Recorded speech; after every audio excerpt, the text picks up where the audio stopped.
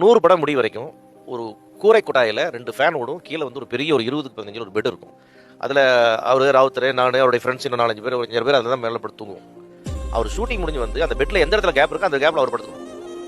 அவருக்குன்னு ஒரு மெத்தை, அவருக்குன்னு ஒரு இடம், அவருக்குன்னு ஒரு தலைகணி, அவருக்குன்னு 100வது படம் வரைக்கும் உடல் விசாரணை முடி வரைக்கும், கல்யாண முடி வரைக்கும். கல்யாணம் பண்ணி தான் அவர் வீட்டுக்கு போகிறார். அதில் என்னன்னு கேட்டிங்கன்னா, காலைல ஒரு மனோட ஒரு பையனை கூப்பிட்டார். என்னடா டே, இந்த பச்சை கலர் சோப்பில் புதுசாக சிவப்பு கலரில் சோப்பு வச்சிருக்கேன்னு கேட்டேன். இல்லை இது புதுசாக வந்துருக்கேன், நல்லா இருக்குன்னு வாங்கினேன். அந்த பச்சை கலர் சோப்பு என்ன விலைன்னு கேட்டேன். 2 ரூபா. இந்த சிவப்பு கலர் சோப்பு என்ன 2 ரூபா. அதுக்கு 50 பைசா வேஸ்ட் பண்ணுறேன், இனிமேல் 2 ரூபா சோப்பியே வாங்க. சார் அந்த 2 ரூபா பச்சைன்றது சிவப்புன்றது அதை கூட மைண்ட்ல ஏற்றிக்க மாட்டாங்க. அது சொல்ல மாட்டாங்க.